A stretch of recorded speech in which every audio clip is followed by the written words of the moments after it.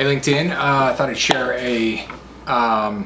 just kind of a story. Around this time of year, obviously you're kind of getting going and building things, and with the market and things going on in the world, things can get tough sometimes. And sometimes you're doing really, really well, and sometimes it's just hard. And sometimes that can feel, just native to what you're doing, or just kind of feel hard for you. But the reality is that I've been doing this for a long time, and read hundreds of business books and spoken to a lot of business leaders. And when I was growing up, I remember talking to my dad. My dad actually helped build. He came into this company when it was at 80 million. It was a plastics company. They built it from 80 million to 2.2 million or 2.2 billion. He was the number 2 guy, and they built the largest plastics company in North America for what they did. And because of that, I had a lot of exposure to a lot of different business leaders and behind the scenes and talking to people. And I remember asking him, and he said that when they were at, I think it was something like 88 million, he said there was always fires. There was always fires behind the scenes. Like, you don't really see, you just don't want the customer to see it. And you want to make sure that you run the best business possible. And,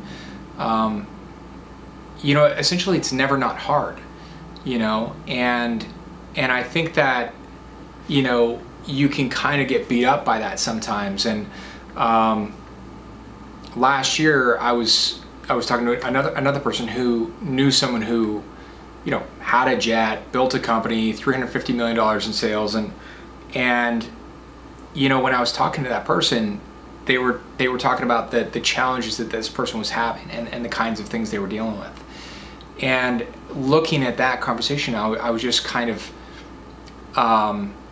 reflecting and looking at that there's really no perfect business, and it's never not hard. And so it really doesn't matter what you do. It really doesn't matter.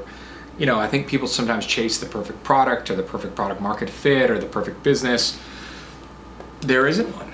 There's not a perfect business. And so you have to kind of look at what you like to do and what you want to service with your customers, and really look at how do you build the greatest business possible that you can. And then there are things you can do to make it easier, like shedding your hats or shedding your roles and writing up certain things and getting other people and bringing in great people in the business and making sure that you organize the business the right way and having your, having the divisions and having the ownership of the divisions and who does what and working out all those flow lines. There's a way to make it easier, but I think there's a lot of delusion online, and there's a lot of people selling things saying, hey, this is easy and hack this and hack that. And the reality is a lot of it's BS. And the reality is that it's always hard. And it's hard at 5 million, it's hard at 10 million, it's hard at 25 million, it's hard at 100 million, it's hard at $1 billion. It's always hard. And I think that the more you sort of make peace with that, then you can start solving it for the situation that you're in, and work to make it less hard. But it is always challenging. It's always going to be challenging. It's like a never-ending Rubik's Cube, and it doesn't matter who you talk to. If you really ask them questions behind the scenes, you tend to learn that.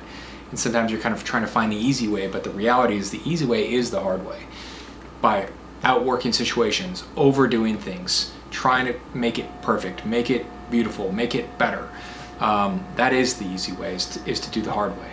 So just something I thought I'd share from my own experience of building this company for 20 years and just exposure to other companies. But I think it's important to get over the idea of trying to make it easy and just understand that it is hard, and just try to focus on making the business better.